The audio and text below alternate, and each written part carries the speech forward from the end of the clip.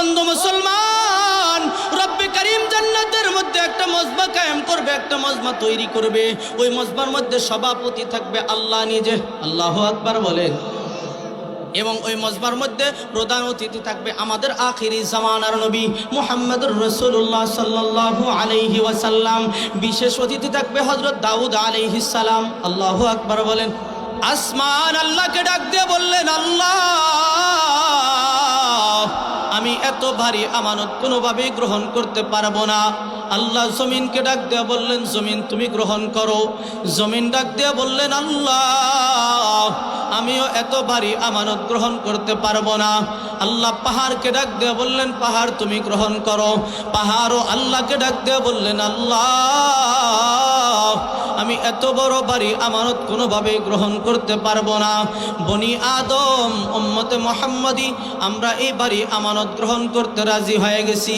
এবার রব্বে কারীমের তো উচিত ছিল, আল্লাহ আমাদেরকে ধন্যবাদ দেওয়ার উচিত ছিল, বনি আদম তোদেরকে আমি দুর্বল করে বানাইছি, একদম দুর্বল করে বানাইছি।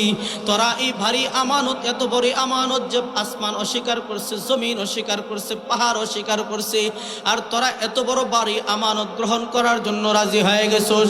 এই কথা শুইনা আল্লাহর ধন্যবাদ দেওয়ার কথা ছিল, কিন্তু আল্লাহ ধন্যবাদ না দিয়া ধমক দেয়। এটা বোঝানোর জন্য আপনাদেরকে ছোট্ট একটা উদাহরণ দিব। ধমকটা ছিল আল্লাহর আদরের ধমক। ধমকটা দিছে আল্লাহ কি কইরা ভাই? আদরের ধমক দিছে, আদর করে ধমক দিছে, রাগ করে ধমক দেয় নাই। এখানে আসমান অস্বীকার করছে, জমিন অস্বীকার করছে, পাহাড় অস্বীকার করছে, আর সেখানে আমরা রাজি হয়েছি, তাহলে আমাদেরকে ধমক দেওয়ার কথা ছিল না, আদর করার কথা ছিল।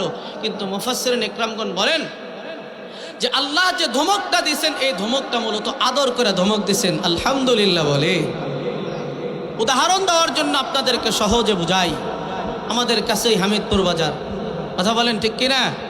এখন তো অনেক সহজে হামিদপুর বাজার থেকে আপনাদের এই এলাকা আসা যায়, অনেক সহজ, তাই না? রাত্রি 12টা-1টা পর্যন্ত প্রয়োজন হইলে আসা যায়, একদম সহজে আসা যায়। কিন্তু আগের কথা চিন্তা করেন, যখন হেঁটে হেঁটে হামিদপুর থেকে আপনাদের এলাকা আসা লাগতো, তখন কি সহজ ছিল না কঠিন ছিল? সবাই বলেন, সহজ ছিল না কঠিন ছিল? ওই সময় মনে করেন আপনি একজন মুরব্বী মানুষ, আপনার 3জন সন্তান। কয়জন সন্তান? 3জন ছেলে সন্তান। আপনি মুরব্বী মানুষ, ওই সময় তো চাউল কিনা নিয়া 20 কেজি চাউল কিনছেন। এই 20 কেজি চাউলের বোঝাটা মাথায় করে নিয়া আপনি রওনা দিছেন বাড়ির দিকে। বাসায় চাউল নাই, ঘরে চাউল নাই, এই জন্য আপনি 20 কেজি চাউল কিনা নিয়া আপনি বাড়ির দিকে রওনা হয়েছেন।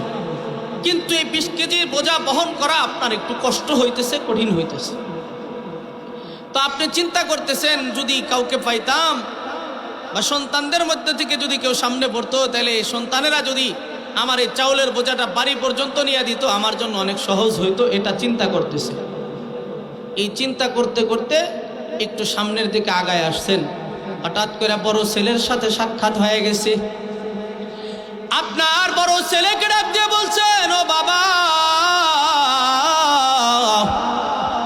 এই যে 20 কেজির বোঝা বহন করে নিয়ে আমি বাড়ি পর্যন্ত যাইতেছি, এই 20 কেজির বোঝা বহন করে বাড়ি পর্যন্ত যাওয়া আমার জন্য জুলুম হইতেছে, কষ্ট হইতেছে। তুমি যদি একটু এই বোঝাটা নিয়ে বাড়ি পর্যন্ত নিয়ে যাইতা, আমার জন্য বড় সহজ হইতো। বর্তমান সময়ের সন্তানেরা কেমন, আপনাকে জোরে একটা ধমক দিছে, আপনার কোনো জ্ঞান নাই। দেখতেছেন না অনেক সাজুগুজু করে আসছি, আমার বন্ধুদের সাথে সাক্ষাৎ করতে হবে, হামিদপুর বাজারের চায়ের দোকানে বসায় রাখছি 1 ঘন্টা যাবৎ। এই কথা বইলা আপনার বড় ছেলেটা ধমক দিয়া বাজারের দিকে রওনা হয়ে গেছে। বলেন তো দেখি, ওই সময় আপনার কষ্ট লাগার কথা কিনা? জোরে আওয়াজ করে বলেন, কষ্ট লাগবে কিনা? আপনি মনের মধ্যে বড় ব্যথা নিয়া আল্লাহকে ডাক দিয়ে বলতেছেন, আল্লাহ এত কষ্ট করে, এত আদর করে, এত যত্ন করে সন্তানটাকে লালন পালন করলাম, জীবনে কখনো ভালো একটা লুঙ্গি পরিধান কইরা দেখি নাই, জীবনে কখনো একটা ভালো কাপড় পরিধান করে দেখি নাই।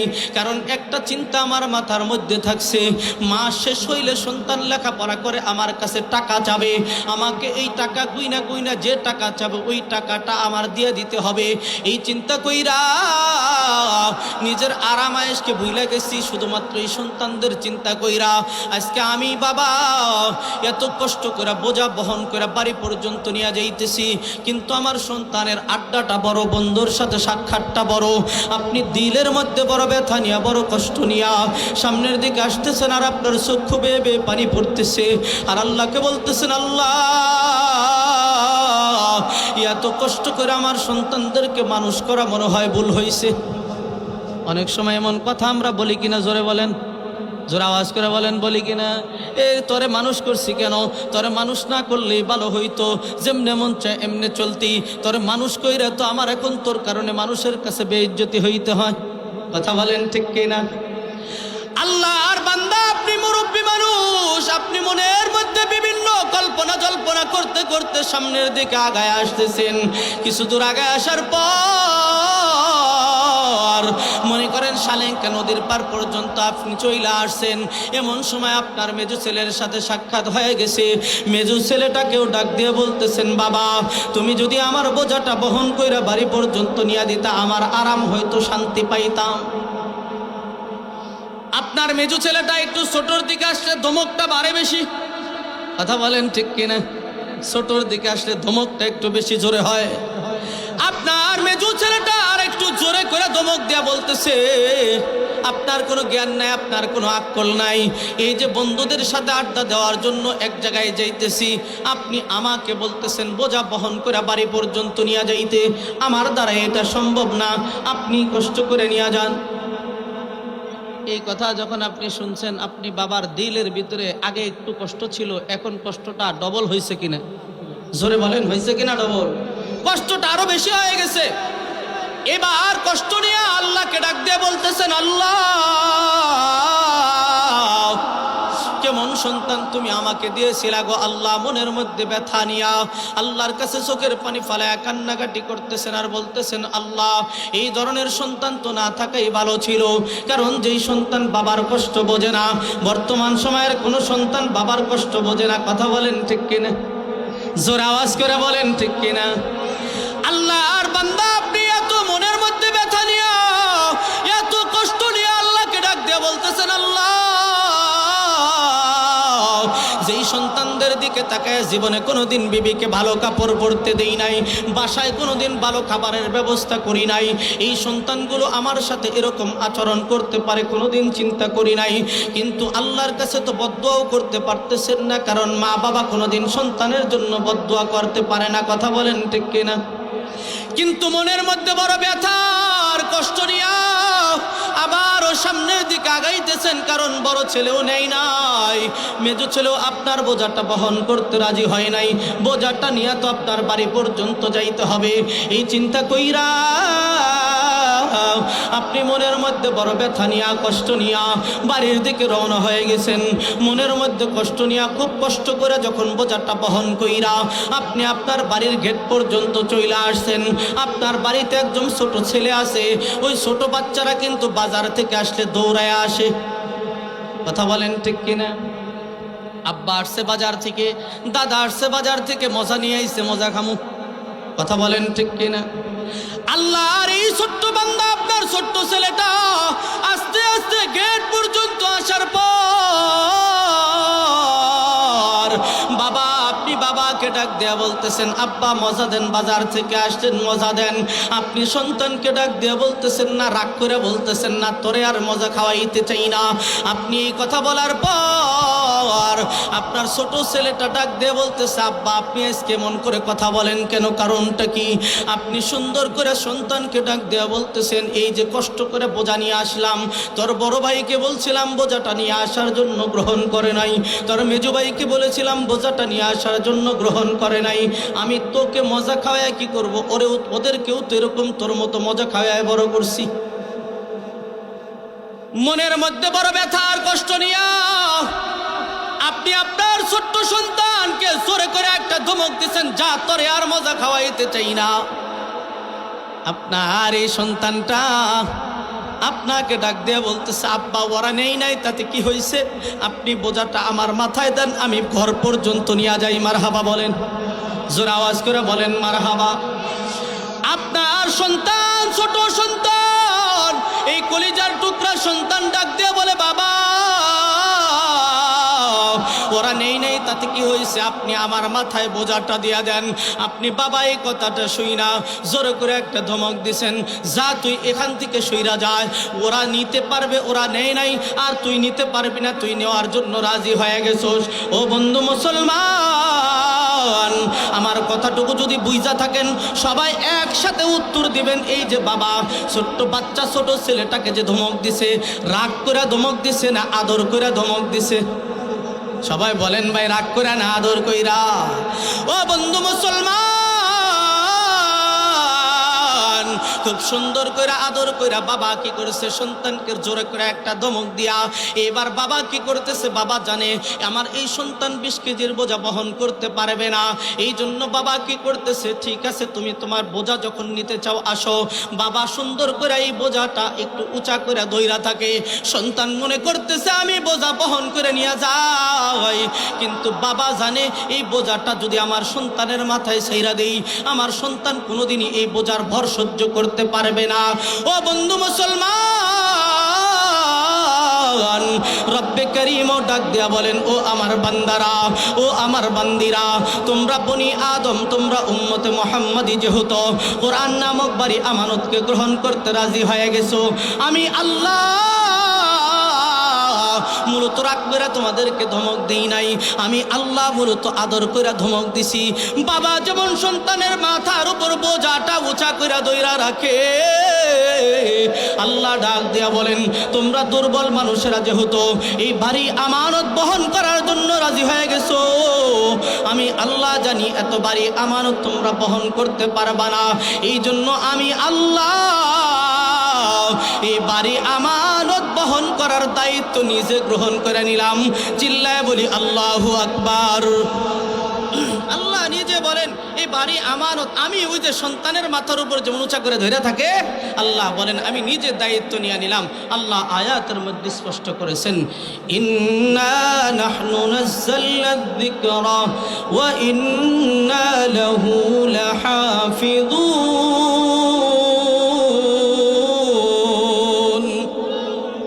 আল্লাহ তাআলা বলেন আমি আল্লাহ কোরআন নাজিল করেছি, আমি আল্লাহ এই কোরআনের হেফাজতের দায়িত্ব নিলাম।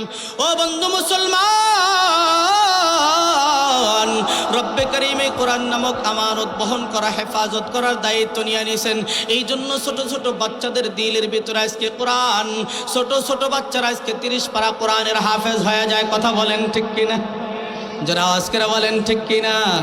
আমি আপনাকে যদি বাংলায় একটা পৃষ্ঠা মুখস্থ করতে দেওয়া হয়, আর একটা পৃষ্ঠা মুখস্থ করার পর আমি বান্দাটাকে যদি 2 দিন পরে জিজ্ঞেস করা হয় এই যে 1 পৃষ্ঠা মুখস্থ করছে, 1 পৃষ্ঠা আমাকে সুন্দর করে শোনাইয়া দেয়া যাও, আমি কি করব? এই সুন্দর করে একটা পৃষ্ঠা মুখস্থ শোনাইতে পারবো না।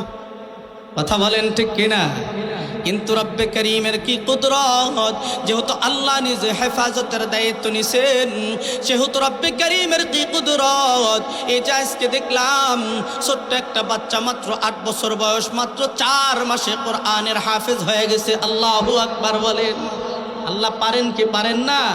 জোরে আওয়াজ করে বলেন, পারেন কি পারেন না? এই কোরআন কি আপনাদেরকে সহজে বুঝাবো? কোরআন কি রে ভাই?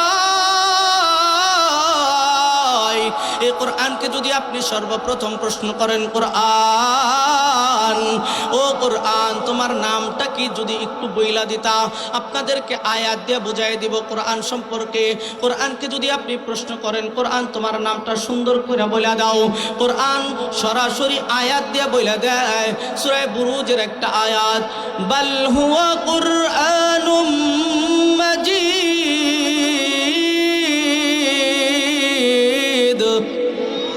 আর একটু জোরে বলেন না ভাই, আল্লাহু আকবার। আল্লাহ ডাক দিয়া বলেন, বাল হুয়া কুরআনুম মাজিদ।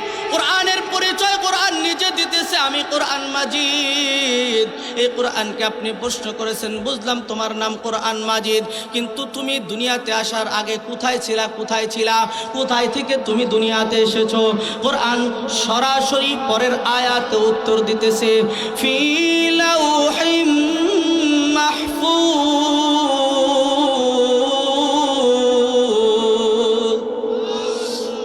রব্বে করিম কোরআন শরীফের আয়াত নাজিল করে বুঝাই দিয়েছেন ফি লাউহি মাহফুজ। কোরআন শরীফ উত্তর দিতেছে, আমি দুনিয়াতে আগমন করার পূর্বে আমি লৌহে মাহফুজের মধ্যে ছিলাম।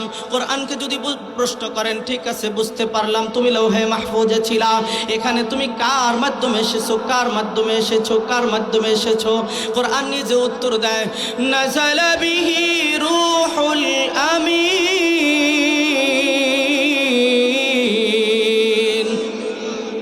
কোরআনকে আপনি প্রশ্ন করেছেন, লৌহে মাহফুজ থেকে তুমি কার মাধ্যমে এসেছো, লৌহে মাহফুজ থেকে কার মাধ্যমে তুমি দুনিয়াতে আগমন করেছো? কোরআন সরাসরি উত্তর দেয়, নাযালা বিহি রূহুল আমিন, আমি রূহুল আমিনের মাধ্যমে এসেছি। রূহুল আমিন হলো জিবরাইল আমিন, জিবরাইল আমিনের মাধ্যমে এসেছি। চিল্লায়া বলি আল্লাহু আকবার। এরপরে আপনি কোরআনকে প্রশ্ন করেছেন, কোরআন বুঝতে পারলাম জিবরাইল আমিনের মাধ্যমে এসেছো, কার উপর তুমি নাজিল হইছো, কার উপর নাজিল হইছো? কোরআন উত্তর দেয়, নুজিলা আলা মুহাম্মাদ। আল্লাহু আকবার। কোরআন উত্তর দেয়, আমি মুহাম্মাদের উপর নাজিল হইছি। কার উপর নাজিল হইছে ভাই? কোরআন কার উপর নাজিল হইছে? জোরে আওয়াজ করে বলেন না ভাই, কার উপর নাজিল হইছে? আল্লাহ তাআলা আয়াতের মধ্যে স্পষ্ট করে বুঝাই দিয়েছেন কোরআন মুহাম্মাদের উপর নাজিল হইছে। ও বন্ধু মুসলমান, এবার যদি আপনি প্রশ্ন করেন, কোরআন তুমি কেন নাজিল হইছো, কোন কারণে নাজিল হইছো? কোরআন নাজিল হওয়ার তো একটা কারণ আছে, কারণ আছে কিনা জোরে বলেন। কোরআন উত্তর দেয়, হুদাল্লিল মুত্তাকিন, হুদাল্লিন নাস।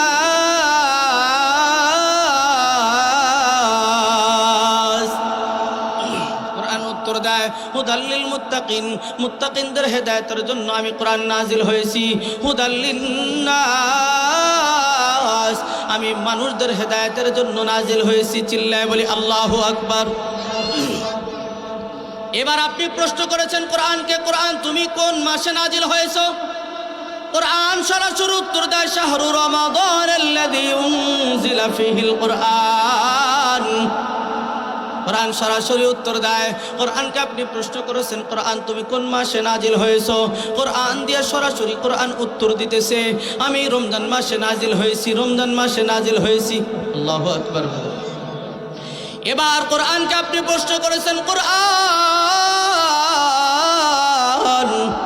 তুমি কোন রাতে নাজিল হয়েছো, কোন রাতে নাজিল হয়েছো? কোরআন সরাসরি উত্তর দেয়, প্রসিদ্ধ সূরা ইন্না আনজালনাহু ফি লাইলাতিল কদর। কোরআন উত্তর দেয়, আমি কোরআন লাইলাতুল কদরে নাজিল হয়েছি। ও বন্ধু মুসলমান, এটা হলো এমন কোরআন, আল্লাহর পয়গম্বর হাদিসের মধ্যে ঘোষণা করেছেন, ফাকরাউল কোরআন, তুমি কোরআনুল কারীমের তেলাওয়াতকারী হও। কেন কোরআনুল কারীমের তেলাওয়াত করবা? ফা ইন্নাল কুরআনা ইয়াতি ইয়াউমাল কিয়ামাতি শাফিআন লিআসহাবি।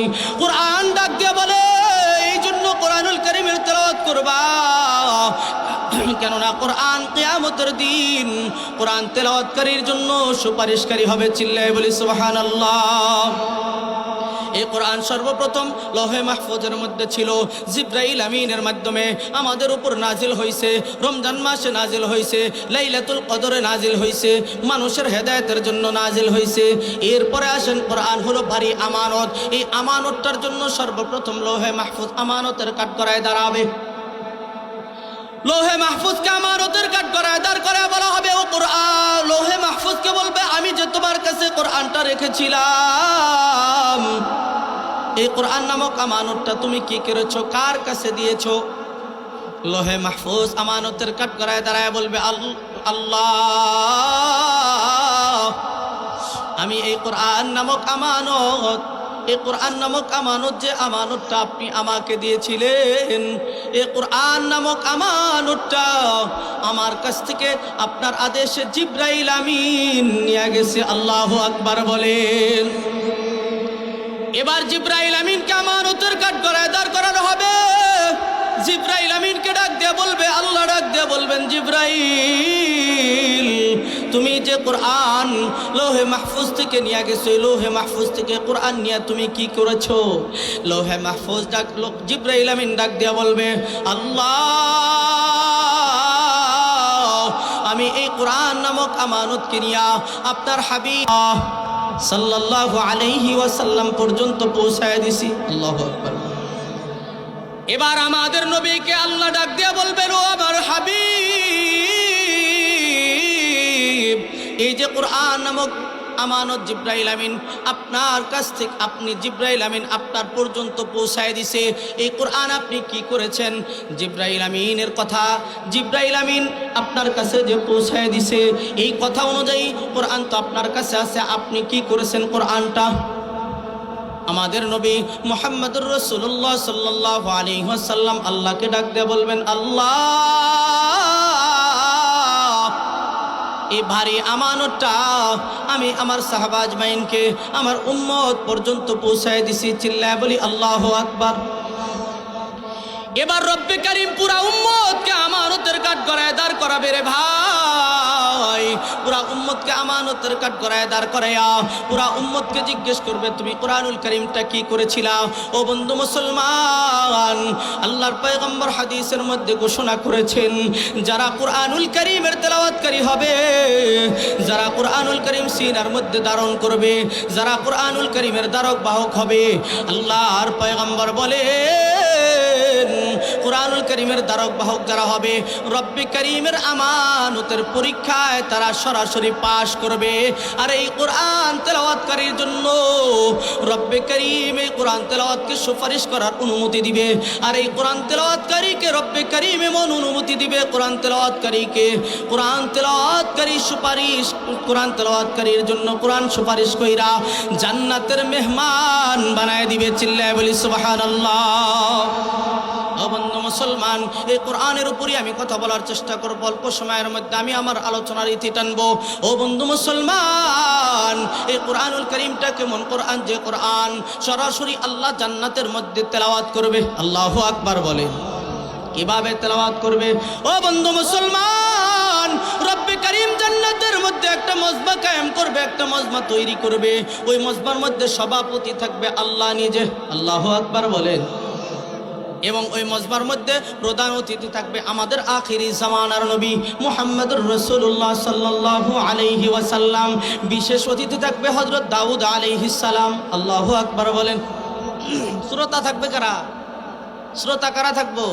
এই যে আমরা যারা জান্নাতি হব, আল্লাহ আমাদের সবাইকে জান্নাতি বানায়, আমিন বলেন। সকল জান্নাতীরা থাকবে শ্রোতা। রব্বে কারীম সর্বপ্রথম হযরত দাউদ আলাইহিস সালামকে ডাক দিয়ে বলবেন, ও দাউদ। দাউদ আলাইহিস সালামকে আল্লাহ কেমন কণ্ঠ দিয়েছিলেন আপনাদের বোঝার জন্য বলতেছি। হযরত দাউদ আলাইহিস সালাম যখন সাবুর কিতাব সাগরের পারে গিয়ে তেলাওয়াত করতেন, সাগরের সব মাছ দাউদ আলাইহিস সালামের তেলাওয়াত শোনার জন্য কিনারে চলে আসতেন। আল্লাহু আকবার বলে। কেমন কণ্ঠ ছিল দেখেন। সাগরের সব মাছগুলো দাউদ আলাইহিস সালামের তেলাওয়াত শোনার জন্য একদম কিনারে চলে আসতো। কিনারে এসে দাউদ আলাইহিস সালাম যতক্ষণ তেলাওয়াত করতেন ততক্ষণ পর্যন্ত দাউদ আলাইহিস সালামের তেলাওয়াত শুনতেন। আল্লাহু আকবার। হযরত দাউদ আলাইহিস সালামের এত সুন্দর কণ্ঠ ছিল, আল্লাহ রাব্বুল আলামিন সর্বপ্রথম হযরত দাউদকে বলবেন, দাউদ তুমি তোমার সুররিত কণ্ঠে এই জান্নাতবাসীদের সকলকে তেলাওয়াত করে শোনাও। আল্লাহু আকবার। দাউদ আলাইহিস সালাতু ওয়াস সালাম এত সুন্দর করে তেলাওয়াত করে শোনানো শুরু করবেন, সব মানুষ স্তব্ধ হয়ে যাবে, পাগলের মতো হয়ে যাবে। এত সুন্দর কণ্ঠ কি আর হয়? আল্লাহু আকবার বলে। দাউদ আলাইহিস সালাম বলেন যে তেলাওয়াত করতেই থাকবো, আমি তেলাওয়াত করতেই থাকবো। আল্লাহ তাআলা আমাকে সভাপতি সাপ্ত, এজন্য আল্লাহ তাআলা থামায় দিবেন, হ্যাঁ দাউদ তুমি তোমার তেলাওয়াত বন্ধ করো। দাউদ আলাইহিস সালাম বলেন, আমি যখন তেলাওয়াত বন্ধ করব, আল্লাহ সকল বান্দাদেরকে, সকল বান্দীদেরকে, জান্নাতীদেরকে ডাক দেয়া বলবেন, এর থেকে মধুর তেলাওয়াত কি শুনতে চাও নাকি? আল্লাহু আকবার বলে। আল্লাহকে ডাক দেয়া বলবো, আল্লাহ এর থেকে আরো মধুর তেলাওয়াত হয় নাকি? কয় তোমরা শুনতে চাও নাকি? আল্লাহু আকবার। আল্লাহ রাব্বুল আলামিন বলবেন যে তোমরা শুনতে চাও নাকি? সকল মানুষেরা বলবে হ্যাঁ, আমরা অবশ্যই এর থেকে সুন্দর তেলাওয়াত শুনতে চাই। ও বন্ধু মুসলমান, রহমান, আমাদের এই অনুষ্ঠানের যে প্রধান অতিথি জান্নাতের অনুষ্ঠানের প্রধান অতিথি, যদি আল্লাহ আমাদেরকে নেয় আমরাও থাকবো ইনশাআল্লাহ। আশা করি আল্লাহ জান্নাতে নিবে। কথা বলেন, হ্যাঁ, আল্লাহ যেন সবাইকে জান্নাতের মেহমান বানায়। এই অনুষ্ঠানের যে প্রধান অতিথি আমাদের নবী আখিরি জামানার পয়গম্বর হযরত মুহাম্মদুর রাসূলুল্লাহ। রব্বে করিম ডাক দিয়া বলবে, তুমি কি করো ও আমার হাবিব, ও আমার বন্ধু, তোমার উপর যে আমি কোরআন নাজিল করেছিলাম, ওই কোরআনের মধ্যে গুরুত্বপূর্ণ একটা সূরা আছে, সূরা ইয়াসিন। আছে না নাই? সবাই বলেন আছে না নাই? রব্বে করিম আমাদের নবীকে ডাক দিয়ে বলবেন, ও আমার হাবিব, ও আমার বন্ধু, আপনার উপর যে কোরআন নাজিল করেছিলাম, এই কোরআনের মধ্যে যে সূরা ইয়াসিন ছিল, আপনি কি করেন, এই সকল জান্নাতবাসীদের সামনে সূরা ইয়াসিন তেলাওয়াত করে শোনান। আল্লাহু আকবার। আল্লাহর নবী সূরা ইয়াসিন তেলাওয়াত করা শুরু করবেন। বিসমিল্লাহির রহমানির রহিম।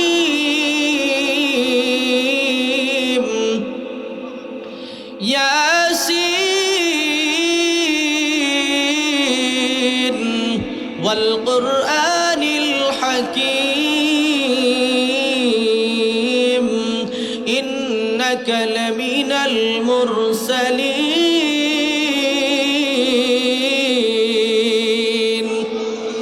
রব্বে করিমের সামনে, সমস্ত জান্নাতবাসীদের সামনে আমাদের নবী সূরা ইয়াসিন থেকে তেলাওয়াত শুরু করবেন। তেলাওয়াত করতেই থাকবেন।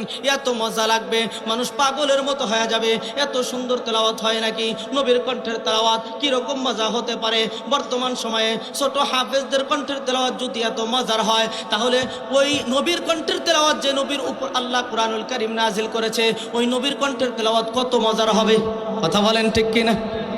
মানুষ সবাই পাগলের মতো হয়ে যাবে, মানুষের আশ্চর্য হয়ে শুনতে থাকবে, আল্লাহকে বলবেন, আল্লাহ এই তেলাওয়াত চলতেই থাকুক, এই মধুর তেলাওয়াতটা সুন্দর মতো শুনতে চাই আমরা। আল্লাহ রাব্বুল আলামিন সূরা ইয়াসিন তেলাওয়াত করার পর আমাদের নবীকেও থামায় দিবে। নবী, ও আমার হাবিব, ও আমার বন্ধু, আপনি থেমে যান। আমাদের নবীকেও থামায় দিবে, নবী থেমে যাবে। এবার সভাপতি কি বলে শোনেন, আল্লাহ স্বয়ং কি বলে। আল্লাহ ডাক দিয়ে বলতেছে, দাউদের তেলাওয়াত শুনলা, মুহাম্মাদের তেলাওয়াত শুনলা, এর থেকে মজার তেলাওয়াত কি শুনতে চাও নাকি? আল্লাহু আকবার বলে।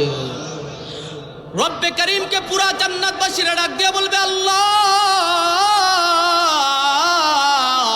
দাউদ আলাইহিস সালামের তেলাওয়াত শুনে আশ্চর্য হয়ে গেছিলাম, এত সুন্দর কণ্ঠ হয় নাকি? আবার আমাদের নবীর কণ্ঠের তেলাওয়াত শুনে আরো বেশি আশ্চর্য হয়ে গেছিলাম। ওই তেলাওয়াত তো শুনতেই মন চাইলো। আল্লাহ, এর থেকেও মধুর তেলাওয়াত আবার হয় নাকি? আল্লাহ ডাক দিয়ে বলে, তোমরা শুনতে চাও নাকি সেইটা বলো। রব্বে করিম বলবে, শুনতে চাও নাকি সেইটা বলো। রব্বে করিমের কথা অনুযায়ী আল্লাহ শোনাইতে চাই, শুনতে চাবো না বলেন? আল্লাহকে ডাক দিয়ে বলবো, আল্লাহ অবশ্যই শুনতে চাই, যদি এর থেকে মধুর তেলাওয়াত হয় শুনবো না কেন? অবশ্যই শুনতে চাই। এবার সভাপতির ভাষণ, সভাপতি নিজে, আল্লাহ রাব্বুল আলামিন নিজে জান্নাতবাসীদের সামনে, প্রধান অতিথির সামনে, বিশেষ অতিথির সামনে, সকল নবীদের সামনে, সকল জান্নাতবাসীদের সামনে রব্বে করিম কোরআন শরীফের সুন্দর একটা তেলাওয়াত সূরা আছে, সূরা আর রহমান। কোন সূরা বলেন ভাই, কোন সূরা?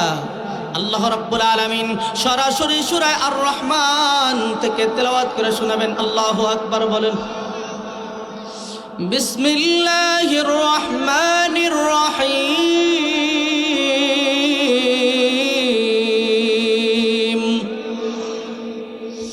আর রহমান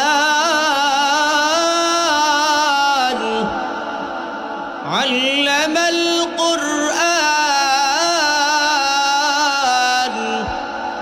খালাকাল ইনসান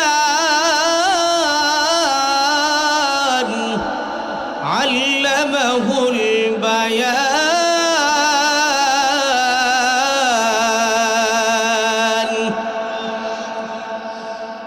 আর রহমানু আল্লামাল কুরআন খালাকাল ইনসান আল্লামাহুল বায়ান।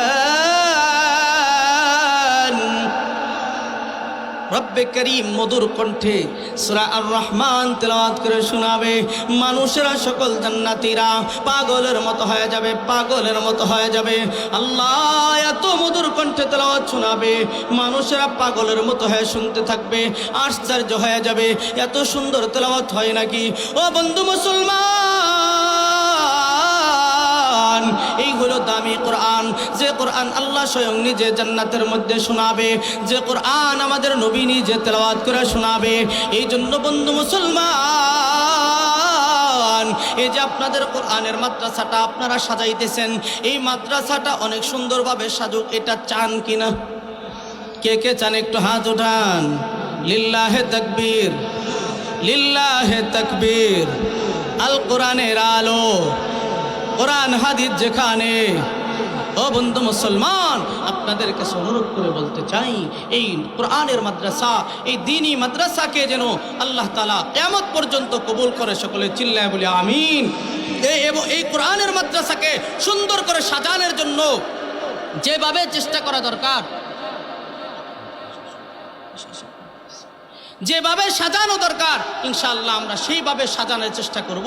কারণ এই প্রতিষ্ঠান আপনাদের প্রতিষ্ঠান, কথা বলেন ঠিক কিনা? জোরে আওয়াজ করে বলেন ঠিক কিনা? এই প্রতিষ্ঠান অন্যরা এসে সাজায় দিবে না।